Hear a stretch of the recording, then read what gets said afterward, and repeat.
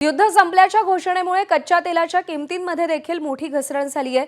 कच्च्या तेलाच्या किमती 4.50% घसरल्यात। कच्चं तेल प्रति बॅरल 81.06 डॉलर्सपर्यंत खाली आलंय।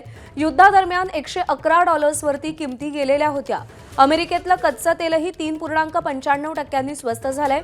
अमेरिकेच्या कच्च्या तेलाच्या किमती 83.83 डॉलर्सवरती आलेल्या आहेत।